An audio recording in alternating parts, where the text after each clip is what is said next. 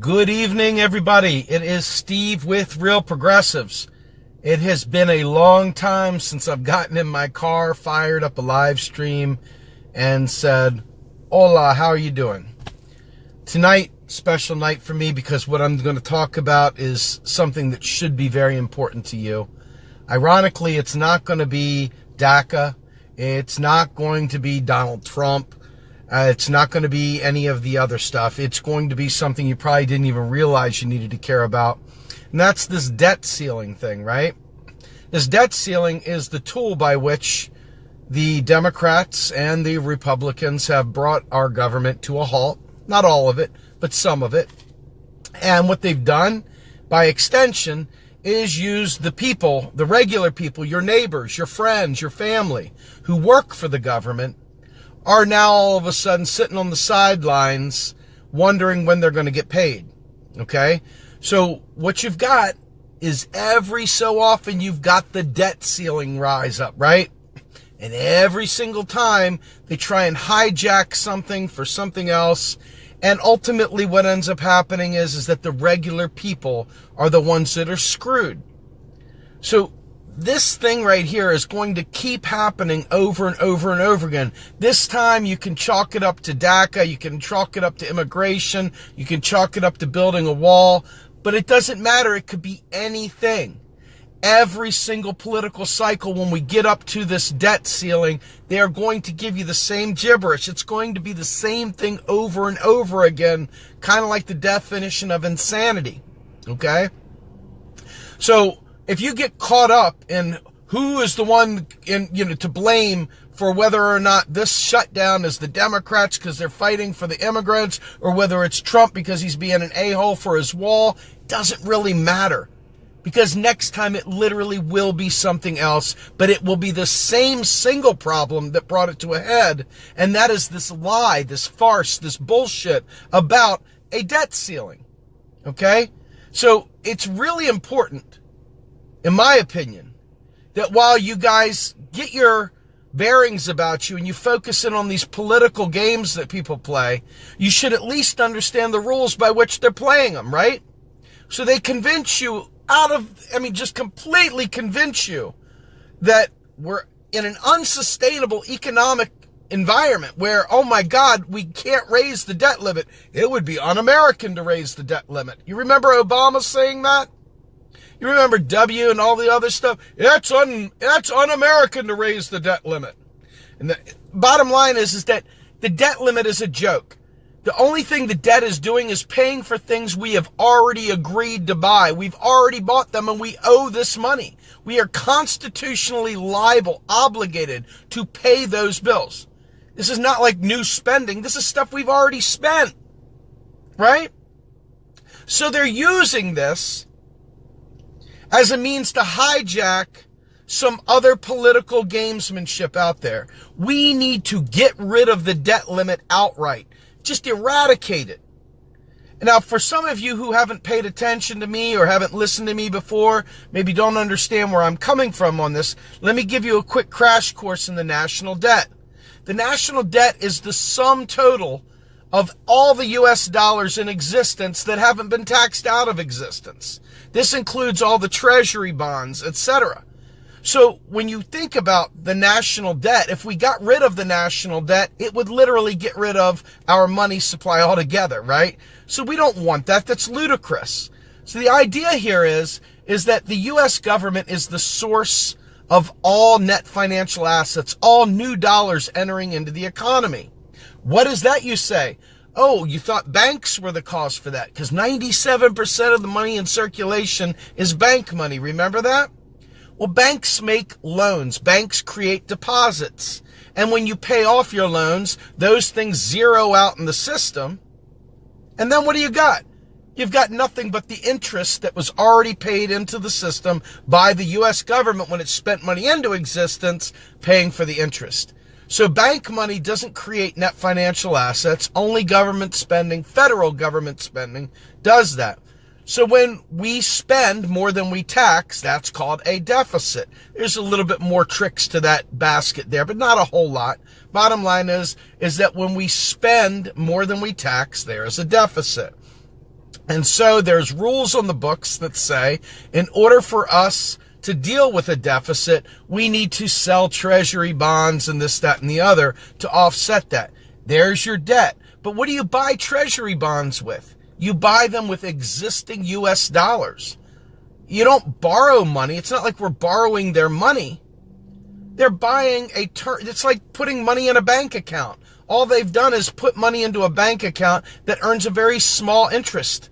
That's it, nothing more. So the national debt is a big fat lie. They're taking money out of the economy, putting it into these treasuries. It's really a ginormous nothing burger. Okay? Dr. Joe Firestone has this thing called OCF, which is overt congressional financing, which he'll talk about later on tonight. That right there, I'm going to let Joe deal with that. I'm just talking about the debt limit right now. Okay? When you think about the national debt, it is a joke. There is no debt. We don't owe China anything. China took their existing US dollars that they got in trade and went ahead and bought some bank accounts. They went ahead and put their money into term savings accounts. Big damn deal. So while they're talking about DACA and they're talking about immigration, they're talking about building walls, and you who are not economically, astute, maybe you haven't followed, maybe you haven't done deep reading, maybe you don't know all this stuff. Really what it's going to come down to is that this is the point, this is the jumping off point where real progressives say we're not worried about all the political noise, we're worried about the function of the debt limit and getting rid of it so that we don't have these issues in the future. And there's a lot more to that, and I'm going to get to that right now. So obviously they use the debt and they use the debt limit as a means of controlling us, as a means of keeping us begging for crumbs, begging for table scraps. So when they go ahead and they use fear of debt and they use these little tools to control our minds and make us think, oh my God, the world's coming to an end, okay? This is how they make sure that we all of a sudden are willing to accept these garbage bills that they put forward. This is why Hillary would come out with a fight for 12 solution. Or you'd hear the other people barely squeaking by going, fight for 15. We need a living wage, right? We don't need fight for 15. Fight for 15 is a subsistent living still. So they keep the debt in you're terrified, you're petrified, and they wield this sword. And what does it do? It makes all of us suffer. So let's look a little bit about some of the causes and effects of some of this suffering, right? Children in particular, they got the least say in all of this, right? Children have no idea whatsoever what's going on around them. But when mom and dad walk in the door and all of a sudden they're pissed and they're kicking the dog and they're kicking the cat and all of a sudden they're yelling and screaming at the kid, they got that spittle between the lips, that white stuff on the sides as they're angry and pointing and yelling back and forth and saying snarky things. And the whole house is a freaking cesspool of anger and rage. Why is that? Well, some of it's probably mental health and some of it's probably situational. Maybe somebody cheated on somebody. But putting all that aside, let's talk about the fact that what we're doing is we are creating a situation where people are living in desperation. And what do desperate people do? Desperate people tend to do desperate things, and desperate things tend to hurt people, especially people that are easy and low on the food chain, if you will, low on the totem pole. Those people are the least able to react and respond to what we call austerity or any of these other debt fears that they bring out. Debt, by the way, when they put that debt fear out there, it also tightens the state budgets, right? All of a sudden, your local state and county governments, all of a sudden, they got to start tightening their belts too, right? So what happens to the whole economy? It starts shrinking, and then all of a sudden, the kid that's sitting there wanting to watch a little bit of Popeye the Sailor Man. Oops, I aged myself there. I don't know what, Teletubbies or whatever they got going on now, right? Maybe some sort of old Scooby-Doo, I don't know. But all of a sudden, they're just wanting to watch some shows on TV. They're wanting to play with their video games or wanting to chill out. And there all of a sudden, dad comes storming across the room, blows up at them, And you've got a situation where now that kid goes to school the next day, and this kid's terrified. They got no safe place at home. They got no safe place at school. And now all of a sudden social services gets involved. And now all of a sudden you've got a situation where a family that loves their kids but just completely incapable of dealing with the effects of austerity is now all of a sudden in the crosshairs of the system. And now all of a sudden they're bad people, right? They're awful people. These people are suddenly the bad guys now. And the reality is this is this government created by this debt limit, this nonsense that we allow these parasites to push down our throats. And it affects you and I, man. It affects us. We're the least able to absorb these hits. So when we start talking about this stuff, folks, I mean, there's some people that mock me and say, oh, he just thinks the economics will solve everything. Well, let me tell you, when you've got a bunch of folks that are unskilled workers, especially in central PA where I live, these guys out here, well, let me tell you something, boy. Right? These guys are out there and they're wondering where their blue collar work went. They're wondering why they don't have all these jobs. And they look over there and there's some guy named Juan, or there's some guy named Jose, or there's some guy named Delbert or something like that that doesn't look like them, doesn't sound like them, doesn't hang in the same circles, maybe worships a different God, maybe doesn't call it hemp, he calls it marijuana, whatever. Point is that all of a sudden, you've got Abdul, and you've got, Michael Chen, and you've got all the different folks from around the world that make up this melting pot we call the United States. And over here, we got Cousin Geezer, who now is bitter and raging because he thinks they took his jobs. They think that he took his jobs. I mean, this right here is exactly what this austerity thing does.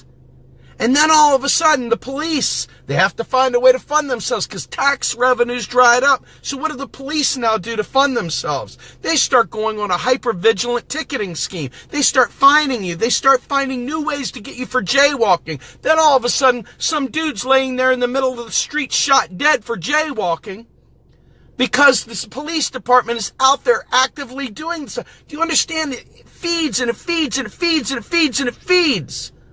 And it never goes away. This is why economics is so God-blessed important. And this is why we preach the absolute perfect lens of modern monetary theory, which absolutely gives you the veil to see through the lens to see reality. So don't worry about the noise. Don't worry about the politics behind it all. Start focusing your gaze on what needs to fix, the root cause. And when you eliminate the root cause, all of a sudden, all these other issues just go bye. They just go away. Okay? And now all of a sudden, I was talking to my mother earlier tonight. My mother, all due respect, is a Republican.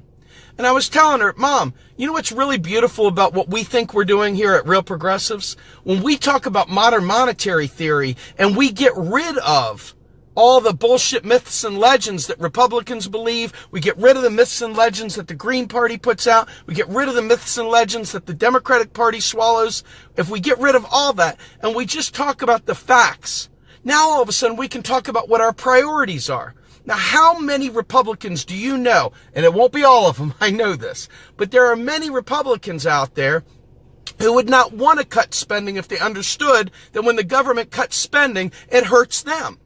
A lot of Republicans wouldn't mind having Medicare for all if they didn't think their hard-earned tax dollars were going through the roof. A lot of Republicans would suddenly sign on to environmental things because a lot of them are hunters and a lot of them are outdoorsmen, and they want the outdoors to be beautiful. Okay? You're going to find that people suddenly have a new lens when you get rid of the lies about the economic system, when you don't allow them to tell stories about the petrodollar, or you get rid of the bullshit about the Rothschilds, and you start just getting down to brass tacks. Man, we can all talk that language. Now, all of a sudden, instead of worrying about petty things and kicking the cat and kicking the dog and yelling at the kid, and then the kid going to school very upset, you name it. Now all of a sudden, we can fix the problems because we're no longer lying about the scarcity of pieces of paper. We're now using them to get the real resources that we need to solve real world problems. So this, my friends, is why we must get rid of the archaic, the felonious idiocy of the debt ceiling. So with that, my name is Steve Grumbine. I'm with Real Progressives. I hope you join Joe Firestone later tonight. Tomorrow, I've got Brett Scott, who is a crypto fintech guru from the UK. And this guy knows MMT and everything you ever wanted to know about blockchain and then. So it's going to be an exciting opportunity to hear Joe tonight with Fidel, and you'll hear me tomorrow with none other than Brett Scott.